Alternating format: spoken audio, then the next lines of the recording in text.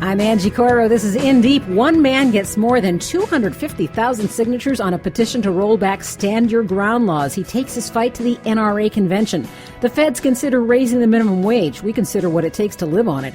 And a rep from the Longshoremen's Union helps us translate a new anti-union law proposed by the right. We're getting to all that this hour on In Deep.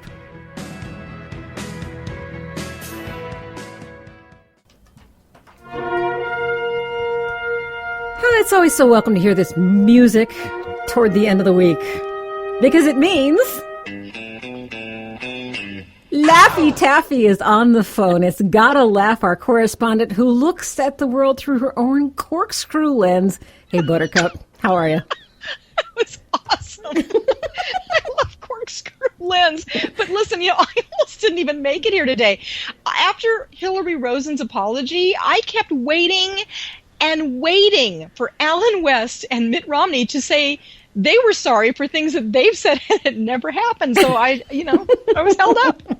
I thought you were going to tell me you were waiting for a bus and everybody was so busy throwing Hillary Rosen underneath it. Oh my God, I know this. I really don't see much wrong. I know what she was trying to say, and so did everybody else. Well, let's back up a bit and tell our listeners what's going on here. This is the woman who's a Democratic. She works with the Democratic Party, and she was making the point that Ann Romney does not have the experience that qualifies her for what Mitt Romney said she could do, which is economic work. Her quote is, his wife has never actually worked a day in her life. And had she said his wife had never actually needed a paying job in her life or isn't qualified to do such and such in her life, it would have made sense to the whole wide world and this could have been avoided. But and also, by the way, the Romney camp is still saying that that Hillary is an Obama not staff member, but somebody who works with the Obama camp. And operative. She's an operative. Yes, well, she's not an operative. Yeah. Well, they did manage to blow this up into like the non-war of the year. It's a fictitious mommy war, and the thing is, who is it that has the choice to stay at home with the kids? It's Ann Romney. She has a choice whether her kids get good health care. She has she was saying, I know what it's like to suffer. I have a terrible disease. And it's true. She has a terrible disease. She had breast cancer, as I recall. Yes. And she, I forgot her other ailment, which is a serious one. But she has the ability to pay for her health care. And she has the choice whether she wants to stay home with her kids or go out and work. Mm-hmm. Meanwhile, Romney, Mr. Out of Touch, not only has his little war on women, but he's got this war on reality. And I want to know where his apology is for not taking a stand on the Lilly Ledbetter Act, not even knowing what it was, I think. What about gay moms who stay at home and they get attacked by people like Willard Romney? Yes. What about all that? So meanwhile, there's a 2007 story where Ann Romney was struggling to connect with people because here she is, the wife of a very wealthy man. And she comes out with how she kept up a lifestyle that very few people can relate to because she's into dressage. And dressage is a sport of 7-figure horses and 4-figure saddles. I'm quoting from this report. The monthly boarding costs are more than most people's rent. Asked how many dressage horses she owns, Mrs. Romney laughed. Mitt doesn't even know the answer to that. I'm not going to tell you. Oh, my extensive wealth is so amusing. But you compare her to Michelle Obama and how down-to-earth she is and what she does out there. And she has a choice. And she does good things for people who can't do good things for themselves. Let's move on to someone else who's completely out of touch, and that would be our good friend, Florida Representative Alan West. What central casting did he come from? Oh, my God. Honestly, this man, he's the one, by the way, who didn't mind when Nicole Sandler, our friend and radio host, was arrested for having asked a question at his, quote, town hall meeting. Alan West was asked, what percentage of the American legislature do you think are card-carrying Marxists or international socialists? So many of them, declared no less. And it turns out he's talking about the Progressive Caucus. And he says, I believe there are about 78 to 81 members of the Democratic Party that are members of the Communist Party. What does that have to do with Marxists or socialists, for one? And for two, huh? and the Communist Party USA answer was, that's the most ridiculous statement I've ever heard. Now, this sounds like McCarthyism. It sounds like Jan Brewer-esque, where are your papers type of expression. It sounds like modern day witch hunt stuff. He's the same guy, by the way, that called Debbie Wasserman Schultz the most vile, unprofessional, and despicable member of the U.S. House of Representatives, and the one who Sarah Palin wants to be a vice presidential nominee. So we can see what he's about. Oh, good Lord. Let's move on to birth control. That's going to cheer us up. Too bad there wasn't anyone. Anyway, this is rather amusing. Teen births are now at historic lows, and conservative states are the ones that have the higher rates. The teen birth rate has declined 9% between 2009 and 2010. It's an all-time low. Fewer babies were born to teens in 2010 than any year since the peak of World War II. Why? Because of better sex ed and more widespread contraceptive use. Contraceptive use. And the southern states, by the way, the more conservative states, have higher numbers of teen pregnancies and births than that snobby New England does. And the birth rate is higher in more socially conservative states. Why? Because it's harder to obtain hormonal birth control like the pill and IUDs, which is exactly what the GOP is trying to ban. And with that, Miss Laffey, we got to bid you adieu. I thank you so much, honey. We'll see you next week. Thank you so much. And that's our own GottaLaff. This is In Deep. I'm Angie Coiro. So back on the topic of the NRA, it's a topic that won't go away, and I'm really glad that we have some information to bring to you that might be a little encouraging for a change. We're about to talk to Joe Grace. Joe Grace had worked before with a group called CeasefirePA, working in the gun control area, gun violence control, and he is now working to do the same thing as a private citizen. Joe Grace is on the ground in St. Louis, where NRA is having its convention, and he's been working online to get more people aligned against gun violence. Joe, thank you for taking time for us. Angie, thank you very much for taking the time to speak with me about a topic that is important, I'm sure, to all your listeners, reducing gun violence in this country and doing something about some of the reckless laws that we see out there across our country that make us all unsafe. Tell me what you hope to accomplish by being, in the jaws of the lion down there with the NRA. Well, I think we came here to St. Louis to deliver a message. We think it's a powerful message. We put a petition up on change.org about 2.5 weeks ago that said that we thought that the so-called Stand Your Ground law in Florida, which at that point was very much shielding even an arrest of the alleged killer of Trayvon Martin, was part of a pattern of reckless policies of these so-called Stand Your Ground laws across our country, pushed and promoted by the gun lobby, by the NRA, and that I was personally outraged as a citizen. I had worked on this issue before in Pennsylvania when we really consider these laws to be more shoot-first laws than stand your ground. It engenders more potential for armed conflict between citizens. It's the last thing we need to make us safer in terms of communities and neighborhoods. Law enforcement is against any expansion of these laws.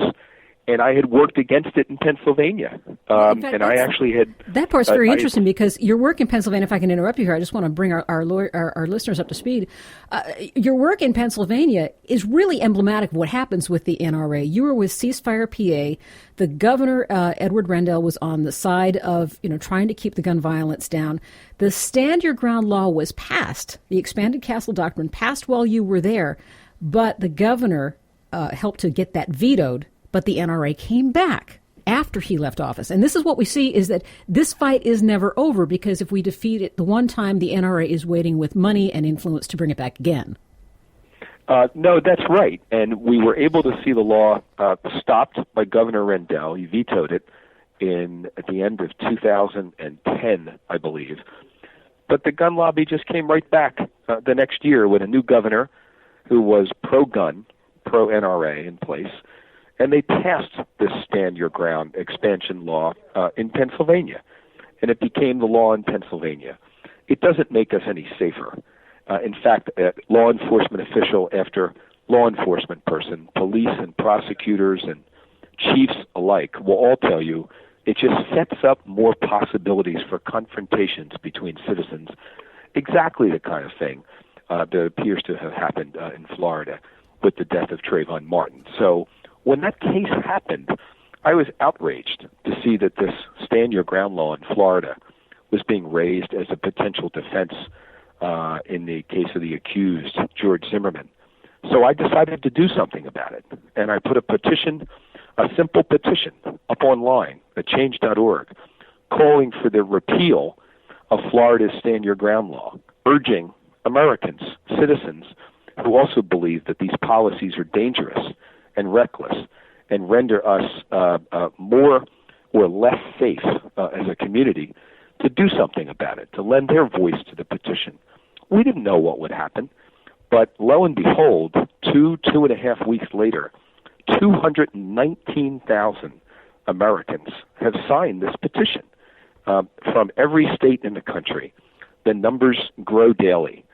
And so we decided to come to St. Louis, and we'll hold a news conference tomorrow with local officials who feel as we do that these stand your ground laws should be abolished from the country. There's one here in Missouri, by the way, Angie, and that's another good reason to be here, along with the fact that the NRA is holding its annual convention here this weekend. Yeah, absolutely. Well, one of the questions I have for you, I was listening to NPR this morning, Talk of the Nation, and our listeners know that we record this on Thursday, so they're hearing this on the weekend.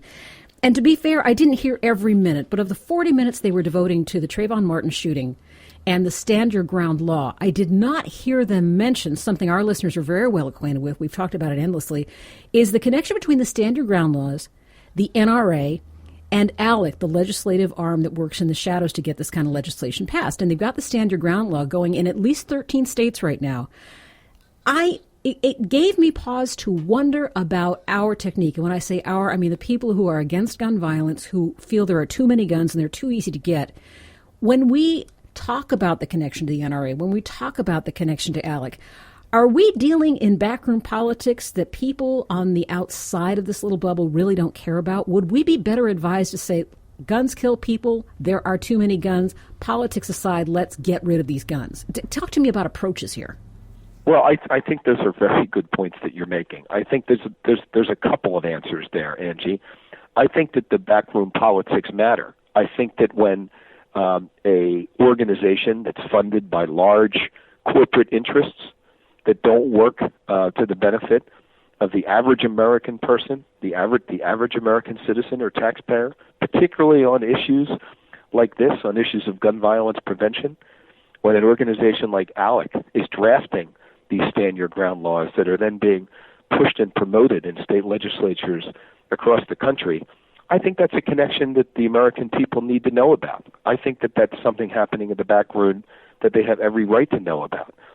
I think it's also true that they can take a more direct form of action and lend their voice to things like the petition at change.org calling for a repeal of Florida's stand your ground law. We're building something that we think has real potential here. Again, 2 weeks, a little less than 3 weeks, nearly 220,000 Americans to sign a petition.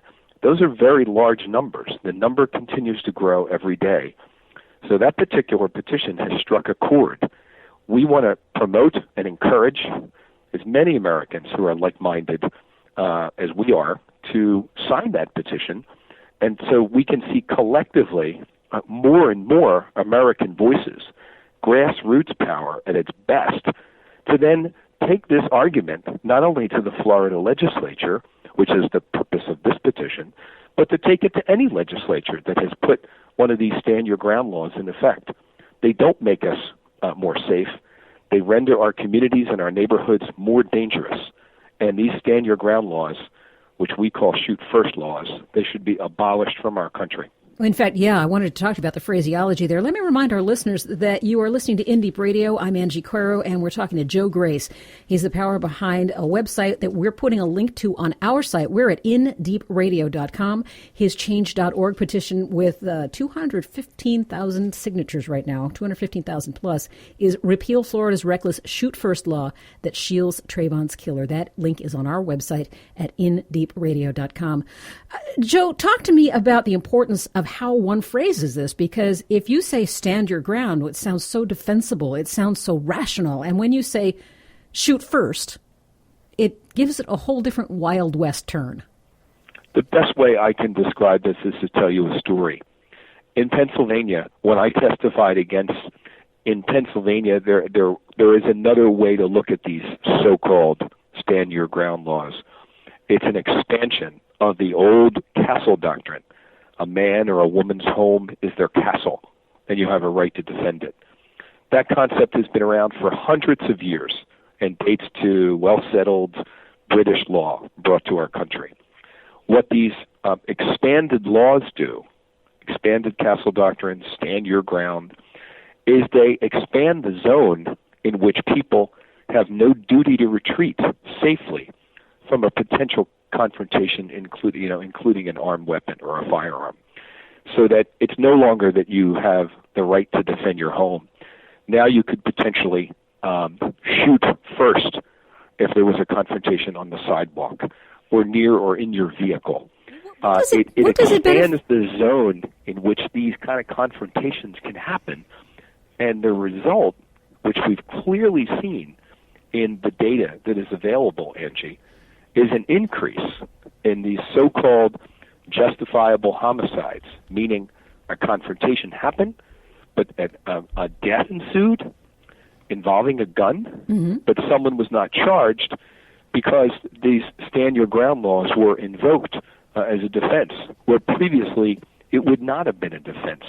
These laws are a defense attorney's dream, and they are law-abiding citizens' nightmares.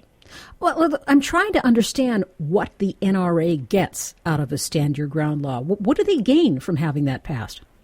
I think it promotes the myth that the more guns and more firearms we have on our streets in our country make us safer. And we think that that is a myth. 34 people in our country are shot and killed every day with firearms. Another 50 are wounded. Nearly 30,000 people a year are shot and killed with firearms. That includes both homicide, suicide, which no one ever likes to talk about, and also accidental shooting deaths.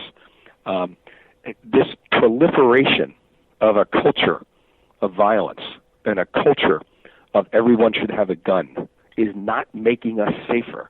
It's making us less safe.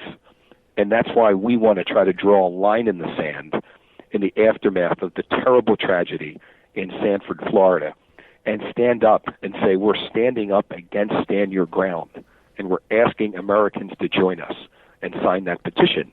And we will take that petition first to Florida, and then we will take it to other legislatures as well.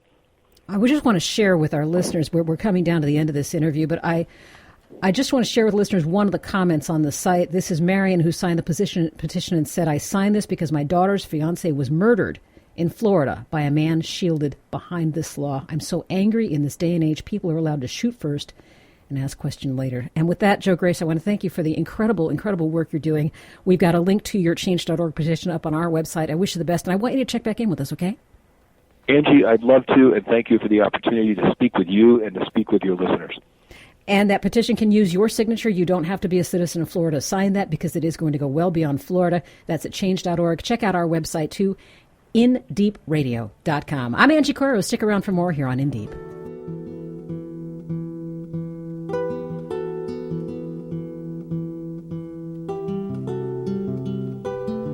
This is In Deep. I'm Angie Coiro. We're talking about the minimum wage. The federal government, of course, says you can only pay people so little to work. And unfortunately, in many cases, people pay only as little as they have to. The federal minimum wage does not determine the minimum wage across the country, though. There are cities and states who have passed their own regulation. And as long as they meet that federal bar, they can put as much over that as they have. For example, San Francisco pays more than the federal minimum wage. They established that through their city council because it makes more sense in such an expensive place to live. Senator Tom Harkin of Iowa is proposing a raise to the minimum wage, and while that's pending, we're taking a look at exactly where the minimum wage gets you in America. In a little while, we'll be looking at how that applies to health care, but right now we're talking about housing. How many hours do you actually have to work at the minimum wage to put a roof over your head? No one better to answer that than Sheila Crowley, who's president and CEO of the National Low Income Housing Coalition. Sheila, welcome. Thank you. I'm very happy to be with you. I think the report that is out, and we're going to link to that at our website at indeepradio.com, It's very striking to see it put out in various shades of blue. You have a couple different graphics of the United States broken down by state. And in one, for example, a 2-bedroom housing wage. The hourly wage a household has to earn working 40 hours a week, 52 weeks a year in order to afford a fair market rent for a 2-bedroom unit at 30% of income. And some of these are really, really striking. For example, in California, you'd have to get a $26 hourly wage to get a 2-bedroom house at fair market rent. Of course, it's nowhere near that. That's right. That's right. And actually, if you break it down by jurisdiction, that is the average for California and San Francisco. The housing wage is $36.63 an hour. So and San Francisco is actually the most expensive jurisdiction in the country. And California is the second most expensive state in the country. But we calculate this measure every year that helps people see what the fair market rent is in their community. You can go on our website and plug in your zip code, and it will tell you what it is that you what you need to be making in order to afford that. And if you go on our website, it's not just a 2-bedroom, it's a studio apartment, a 1-bedroom, and a 3-bedroom. And what we find is that there is a significant gap between what people earn and what rental housing costs. And that is particularly difficult for people at the low end. When we put out our report, we use the minimum wage as a way to illustrate what it means. The minimum wage on a federal basis is $7.25 an hour. It did go up a few years ago. It was very static at $5.15 an hour for a long time, but it's gone up to $7.25. And as you noted, some places have added additional money to that wage.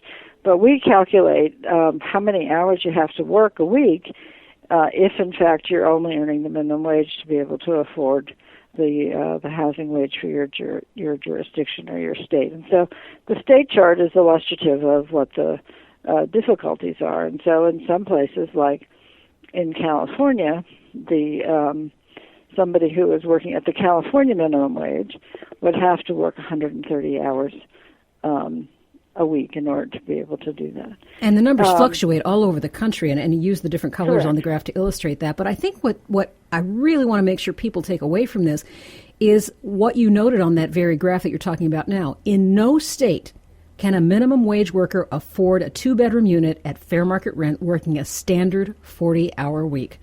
So That's if you correct. Want to get your basic 2-bedroom rental, we're not talking about buying a house, we're talking about renting a 2-bedroom unit. Yeah, and we use the 2-bedroom as an illustrative thing for this map, but it's the same thing for a 1-bedroom. I mean, the minimum wage is not sufficient to be able to subsist in any place in the country. And the people who object to the minimum wage will say, well, that's not what it's intended to do. It's supposed to be a teenage wage or things like that. But the reality is that a lot of people work at that wage or something slightly better than that. But it still isn't, even if you went to $8 or $9 an hour, you still can't afford housing. Mm-hmm. The housing is substantially more expensive than what it is that people in the low-wage workforce are earning. I'm going to get on my soapbox just a little bit here because I just get so angry when I hear, for example, the argument that this is about making sure that teenagers make a basic minimum wage. If there's one thing we've learned, it's hard enough to get a job right now, let alone a job with minimum wage, and people are taking whatever work they can get. And by denying them a decent living wage, all we're going to do is end up having to subsidize their lives some other way. There are food stamp programs, there are welfare programs, or, God forbid, these people are living on the street instead or living too many to one That's unit. Right. Society pays one way or the other. And one of the things that we know about a period of a recession that we're in now or the Great Recession that we've been in and the unemployment that continues to be at a very high rate, is that that those are people who are unemployed, but there are lots of people who are underemployed. That is, that they are working, they don't have full-time work. And so this, of course, as you noted, depends upon full-time work. And if you've got a job and your hours are cut, or it's a job where you don't have sick leave and your kid gets sick and you need to take the day off, and you're not going to get paid for that time, then all of that contributes to you bringing home even less money. And so the consequences of that are that housing is something that is pretty unstable for a lot of people. They live in there's very high rates of residential mobility amongst low-income people, low-income workers. They they try to live in one place and they can't afford it, and then they try to get someplace else, and they have periods where they double up with a family member. They have periods where they're sleeping in the car. There's, people can't manage when there is such a gap, and the consequences of it are quite severe for their ability just to manage the rest of their lives. And kids don't do well in school. People can't. If your housing is unstable and you're not being able to continue to live in one place that you can afford, then that starts to jeopardize your ability to get to work.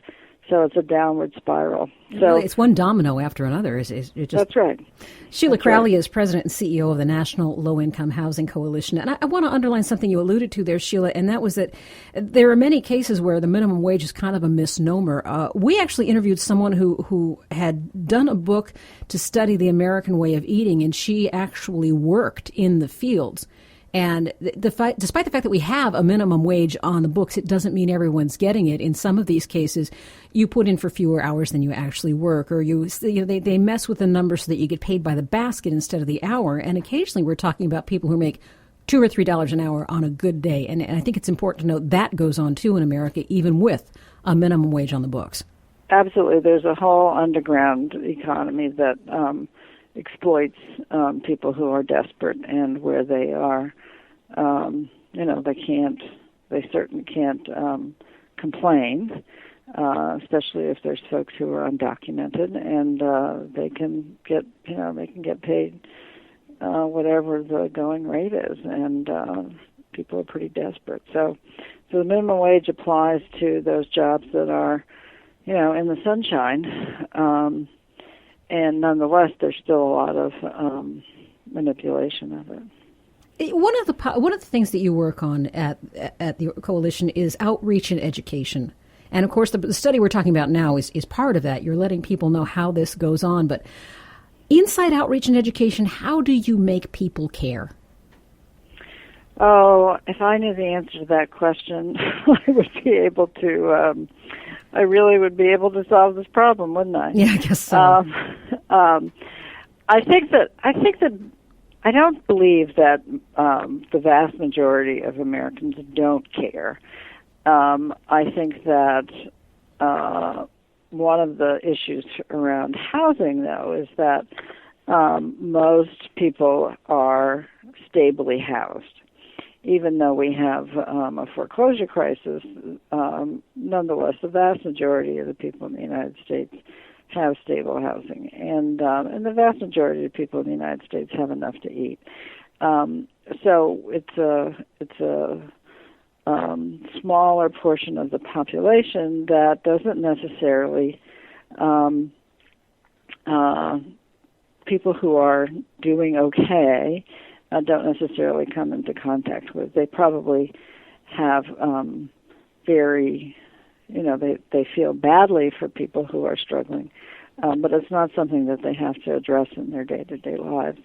Right. So it's important to recognize that the market doesn't solve all problems. That we have a housing system in the United States where the market has failed, and that's where we required the public intervention. Sheila Crowley with the NLIHC, and we're going to put a link to their website up on our website at indeepradio.com. Sheila mentioned foreclosure there, by the way. You'll find information on their site. If you're a renter and the owner of your house is facing foreclosure, there are specific rights that entail to you. So check that out. And again, we'll put that link on our website, indeepradio.org. Sheila Crowley, thank you so much. And in a moment, we're going to move on to a conversation about health care under the minimum wage. Stick around for that. I'm Angie Coiro. This is In Deep.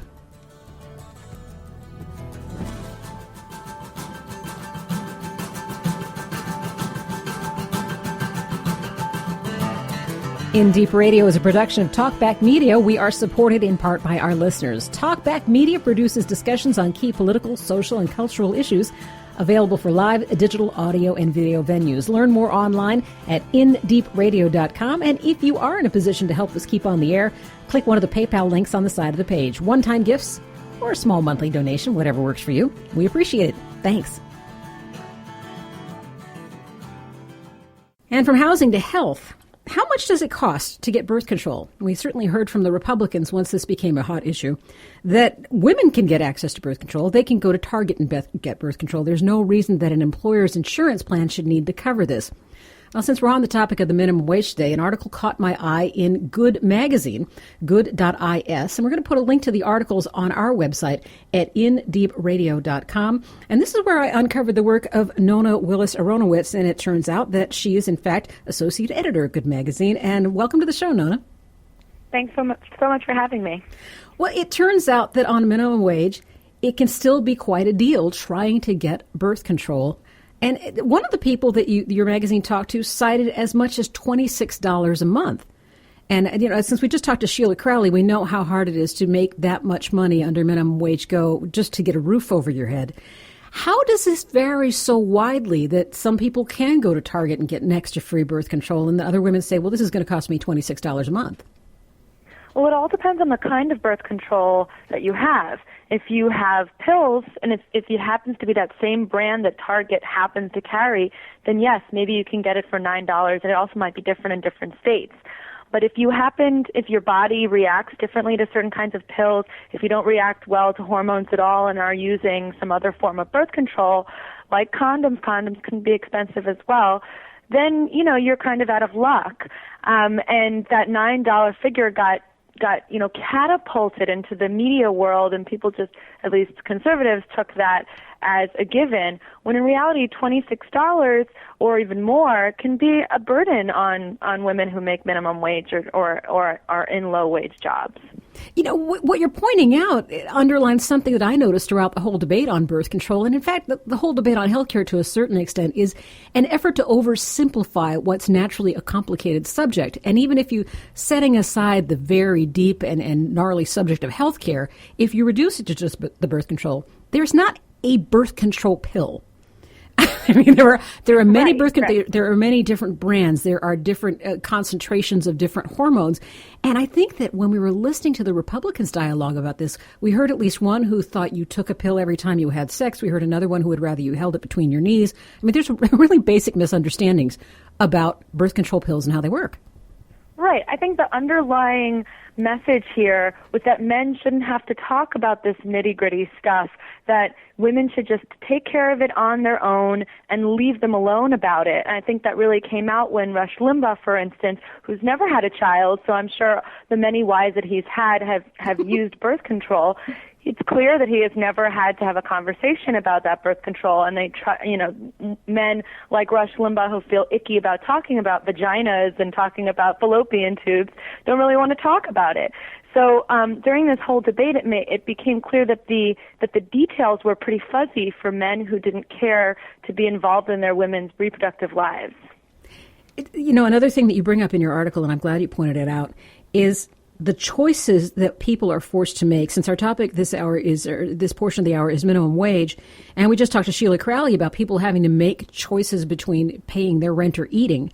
You know, that same thing came up with the women that Good Magazine talked to, and they all chimed in on their own, and some of them said, we may have to make a choice about whether to take my birth control this month or to feed the kids. It comes down to that reality for them. Right. Well, just to be clear, the minimum wage article that I wrote was based on a Guttmacher paper, and earlier we had talked to more privileged women, and by privileged I mean, middle class. Some of them are employed, not all of them have health insurance. But yes, it's true. Even if you aren't on minimum wage, you sometimes do have to make these choices between birth control and groceries, or birth control on your electricity bill, if you're a struggling freelancer, if you're an unemployed, debt-ridden student. These are the kind of choices that you have to make. I'm glad you pointed out there are three distinct elements to what you're reporting on here. You had the two separate articles that you wrote, and then the Guttmacher study that you linked to as well, and I think that are all important parts of the picture overall. Do you feel like since this debate about birth control reached such a fever pitch, then it calmed down a little bit, do you get the feeling that the real information has penetrated at all? Well, yes, the numbers show that in fact it has penetrated. I think another article that I wrote actually doubled down on these actual numbers of women who are fleeing the Republican Party. Often when you're in these media circles or even in feminist circles where we talk about reproductive rights all the time, it may seem like this really momentous conversation that everybody's having, and then when you go into the larger stratosphere, it's not really happening. In this case, it actually was happening. Women were actually picking up these messages, and when pollsters and people, asking them whether or not this was affecting their vote, they said yes, that they had been paying attention. This has been great information, and we're linking to all three of those articles, and in fact to your page too, Nona, where a number of your other articles are listed as well. I thank you for taking time to explain this all. Thanks for having me. Nona Willis Aronowitz is with Good Magazine, and we have a number of her articles that she's discussed and the Guttmacher study all linked at indeepradio.com. We're going to switch up topics for our next segment. Stick around. I'm Angie Coiro.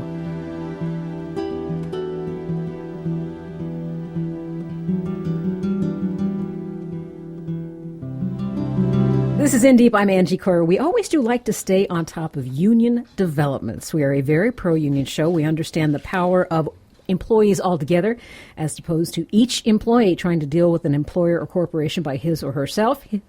And so we're very interested. When I say me, I mean me and engineer Matt and the rest of the crew. And we all got the same email this morning from Center for Union Facts. Certainly seems to be a fact-based organization. And we have this from Rick Berman, Executive Director of the Center for Union Facts. Turns out he's available to speak about the Employee Rights Act. We were not familiar. The bill was introduced by Senator Orrin Hatch and Representative Tim Scott, both Republicans, empowering employees and guaranteeing workers a private, informed, uncoerced vote on unionizing. One of two things was going on here. Either the Republicans had a complete turnabout in how they view a union workplace, or there was a little bit of doublespeak going on in this conversation. So I thought that rather than try to speak to them directly, we'd go for a skilled translator. So we are bringing on Craig Merrilees. He's Communications Director with the ILWU. Craig, thank you for taking time out to add your services here. Great to be here. I'll do my best to make sense out of something that may be nonsensical. Well, in fact, we were doing a show on union representation not too many weeks ago. Matt was looking up some basic information, and when you go to Google and you enter Union Facts or Union Workplace, Center for Union Facts comes up first. And with a name like that, okay, here, you've got the goods. This will tell me all about unions. That's not really what they're there for. Well, it's just one problem. This is a group like many that pretend to be something they're not. This group is funded by big business and wealthy right-wing forces, and they want workers to stay weak and divided. So they come up with funny names like Center for Workers' Rights and the Employee Rights Act, when in fact these things are all they're all invented to keep people divided, weak, and as poor as possible. Well, it looks like the way they're trying to deal that out this time around, and this is the pointer from their email, it points over to the Employee Rights Act. And when you pull that up, what Senators Orrin Hatch and Representative Tim Scott are trying to achieve is to throw the workplace back into a supervised union vote every 3 years. Well, I think what they want to do is make it as hard as possible for workers to have unions, for workers to come together, to speak with one voice. I just don't think anybody in this day and age, with the corporations as powerful as they are, seriously thinks that any one individual worker can take on a powerful corporation and negotiate with any amount of fairness. So the idea of workers coming together, speaking with one voice, forming a union, forming an association, having some way to deal with some fairness, some rules, some regulations that keep the game fair is what we need. And of course, these folks are trying to make it more difficult for workers to join unions, more difficult to speak out without being fired. Right now, if workers want to join unions, they literally risk their jobs, and in many cases, over 50% of cases, workers are fired for trying to join a union, and the workers are aware of those odds, and most of them say, I don't like things the way they are, but I can't afford to lose my job, and so they suffer on, and Orrin Hatch and his buddies want to continue that kind of status quo, which is really repugnant in a democracy.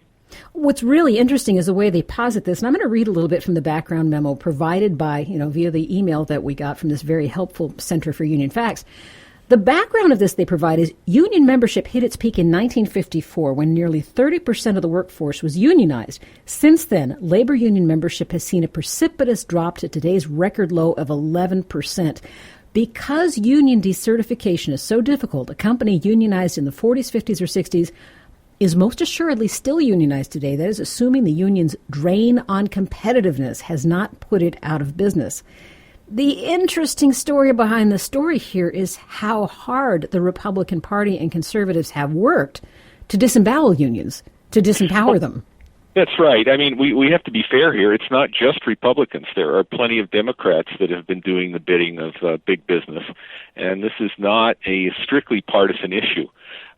It's really a question of political power, of economic power, and as businesses and corporations have gotten bigger and more powerful and have taken more and more control of the government and left the average citizen and workers with fewer and fewer advocates, they have rigged the system, passed laws, and been able to weaken unions so that it's a terrible struggle right now. Workers don't really have a right to join a union.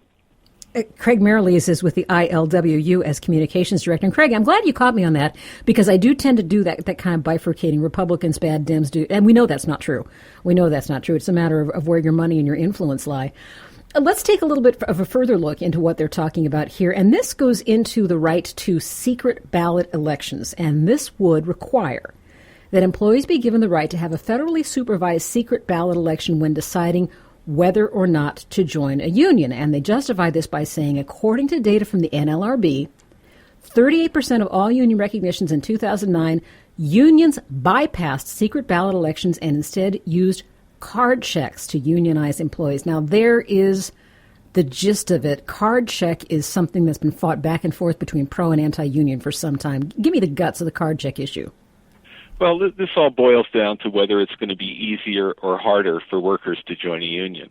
In most countries, at least any countries any of us would want to live in, it's relatively easy for workers to join a union, certainly much easier than the United States, which is probably the most difficult industrial country in the world for workers to have a union. The reason why is that although there are some laws in the books that appear to make it possible to join a union, and holding an election and casting a vote for the union or not for the union is one way that it would appear to be fair. But in fact, the system is so rigged right now that it's virtually impossible for workers to win. And here's why. In over half of the cases when workers try to join a union, the companies deliberately fire someone and scare the bejesus out of the rest of the workers, with the clear implication that if you vote for the union, you will be fired, you will lose your job. Companies are allowed to threaten and get away with telling workers that if you vote for the union, we're going to close your plant down and move. If you vote for the union, we're going to cut your wages. If you vote for the union, and they have a long list of other, terrifying scenarios that they spin out. This is perfectly legal, and it's perfectly legal to lock workers in a room on company time and force them to listen to company propaganda while not even providing an opportunity for the union to enter the workplace and speak with workers. They're literally banned from the workplace. So right now the rules are such, and they've been written by people that hate unions to make it virtually impossible. So the card check process, allowing workers to literally sign a card saying, "I want to join the union, please," would be a very easy way for workers to express their interest in joining a union. Instead, the companies favor a much longer, a more arduous, and one that a process that they have rigged that makes it virtually impossible for workers to join the union. So the card check process, making it easier, is something that big business hates and is dedicated to making sure that it never sees the light of day. It can happen now on a voluntary basis, but I can assure you there are very few employers who are interested in voluntarily recognizing a union. Well, let me ask you this, though. Engineer Matt came up with a really good question, though, is if there's so much at stake, if the workers have so much to be afraid of, and in my personal experience, yes, workers have a lot to be afraid of in this process, then wouldn't a card check be more public than a secret ballot? Wouldn't a secret ballot make it easier to stay anonymous in your support of the union? Well, the problem is the secret ballot process comes with a whole set of rules and regulations that draw out the process. The time is always on the side of the employer because the employer is dedicated to terrorizing workers. They have every advantage. They have the ability to lock workers in a room and force them to listen to propaganda, and if workers get up and try and leave, they're fired. And that's legal right now in this country. It's also legal to ban, prohibit, and bar any union representative from coming onto the property and meeting with workers and explaining to them the benefits of joining the union. That is currently prohibited right now. It's possible for employers to extend the length of the election for so long, often delays of months, sometimes years, before the election ever takes place, such that the dream, the hope of workers having a union begins to diminish. The employer pounds away with these mandatory locked room sessions where workers are fired if they don't attend. And when it's all over, very few workers are able to stand up to that kind of thuggy, abusive, really a form of terror waged against workers, and it's all perfectly legal, and it's done under the claim that this is part of an election process. But the rules look nothing like the kinds of elections that happen at the local, state, and national level. They're all rigged to favor the employer in ways that none of us would tolerate in our own democratic votes for city council, Congress members, and even the president. You know, it's funny that you should bring up some of the tactics they use, because in the press release, of course, it's the unions who are downright evil. Unions' pressure tactics run from paid picketers to political fights to brand attacks. Union front groups are common. Unions' overall modus operandi, and they left out an apostrophe here, which always gets me. Unions' overall modus operandi is to blackmail a business by escalating pressure tactics until it capitulates to the card check. The process is unregulated. Anecdotal evidence, always reliable, suggests that signed agreement cards are often obtained through deception, coercion, and intimidation of employees. You nasty unions, you, Craig. Well, of course, there are plenty of studies that say exactly the opposite. But, you know, this is really, this boils down to a fundamental question of whether Americans think that working people have too much or not enough power in our society today. And the polls all show that by a large margin, they feel that working people don't have a voice. They don't have enough power in the society. Polls also show that most Americans feel that big business has too much power and too much control.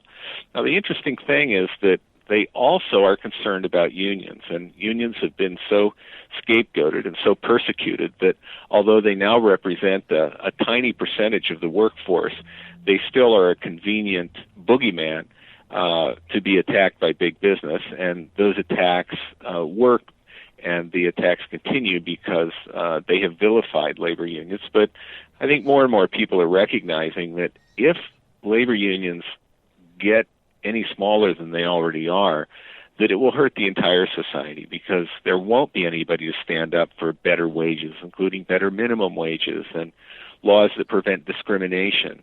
And even our Medicare and our Social Security system, these were passed with strong support from workers that organized to get those reforms for everyone. And right now they're in jeopardy. They're the same forces that oppose unions want to destroy Social Security and Medicare. So this is, again, a David and Goliath contest between the power of big business, big capital, and corporations versus the little guys, the folks that make the country run, that the working people of this country that are being sold down the river by politicians and by their financiers in Washington and Wall Street. We're running short of time, so I'm going to have to cram the last 2 points of their little project here together. One is the decertification coercion prevention, and they say this is necessary because data from the NLRB indicates just 1 in 4 decertification attempts are successful. Okay, there's a grammar error there too. 1 in 4 is successful, but putting that aside, they don't consider the fact that maybe decertification attempts are unsuccessful because people want to keep the union. That's not addressed at all. But then they I'm not sure people know what decertification is. Oh, please, go ahead. It's not a surgical procedure. It's a way for companies to get rid of unions. And what companies do is they pay a campaign consultant to come into the workplace and to engage in propaganda, terrorism, and coercion to convince workers that it's time for a vote to get rid of the union. And they're allowed, under the current laws, to pay these political consultants who operate in a workplace and are brought in and stationed to work full-time to wage a campaign to get rid of the union. And the laws and the rules currently allow companies to do this. In most countries in the world, this is prohibited. The idea that a company would stick their nose in this kind of business and try and tell workers, that they need to get rid of their union is outlawed in most countries. But here it's perfectly legal, and the politicians in Washington, who get so much of their money from the big business and Wall Street crowd, are happy to step on the toes of average workers and working families and see that unions are exterminated. So that's what decertification means. It means getting rid of a union with a company-financed campaign. Well, granted that context then, I mean, their data that only 1 in 4 decertification attempts works, it speaks even better for the union, because even in the face of all that, the workers want their unions. And that's right. You're right. 3 out of 4 times, workers are smart enough to figure out that they're being lied to and being sold a bill of goods. But these folks are clever. They're slick. They don't hesitate to lie. They close the door and laugh at the workers. Can you believe what we just told that person? And they believed it. There are confessions from people that do this for a living. They're kind of down there with snake oil salesmen and folks that steal money out of blind men's cups. But people who do this for a living are so disparaging of workers and are so filled with contempt that they do this for a living and make a lot of money doing it, because big business is only too happy to pay huge salaries to consultants that come in here to try and destroy unions in a workplace. Craig Merrilees, that's bringing us to the end of our time together, and I'm kind of glad we don't get to address the very last point, because their last point would criminalize union threats and violence, even though they concede later on it's not a problem widespread. So we're not even going to dignify that one with an answer. Craig Merrilees. Yeah, I'd say let's work on white-collar crime for a change. How about that? Good man. Craig, thank you so much for your time. I really appreciate it. Thank you, Angie, for your show. Love it. Bye-bye. Craig Merrilees, Communications Director with the ILWU. I'm Angie Coiro. This is In Deep. Great note to end on. It's a wrap for this week. Our executive producer is Gordon Whiting. Engineer is Matt Fiddler. Assistant producer is Cindy Myers. Jill Fiddler runs everything else around here. Our incredible interns are Forrest Phillips, Kristen Stevens, Cecilia Castelli, and Megan Nana. Our theme is by Big Troubles. Closing theme by David Gans. Visit our site for web extras from GottaLaff and more. We'll see you next week. Thanks for being here. I'm Angie Coiro. Before it gets better, it's going to get worse. Before it gets better, but I know it's gonna get better.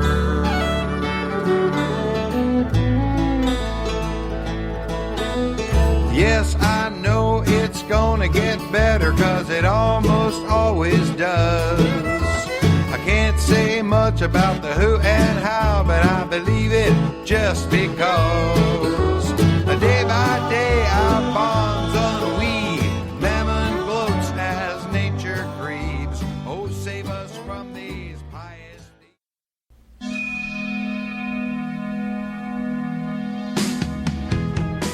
Thanks for tuning in this week to In Deep with Angie Coiro, a production of TalkBack Studios. You can get more information about us at indeepradio.com. And while you're there, you can become a member and support our work.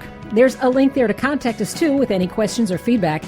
We're developing a series on mental health issues in our country, especially in this economy, and we'd love to have you be part of that.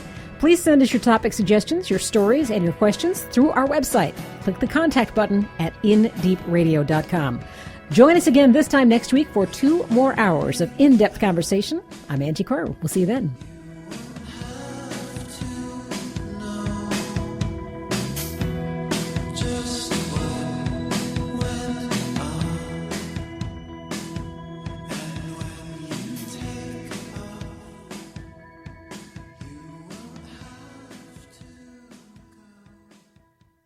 You're listening to WPWC 1480 AM, Dumfries, Virginia. We Act Radio, home of Washington's progressive working community.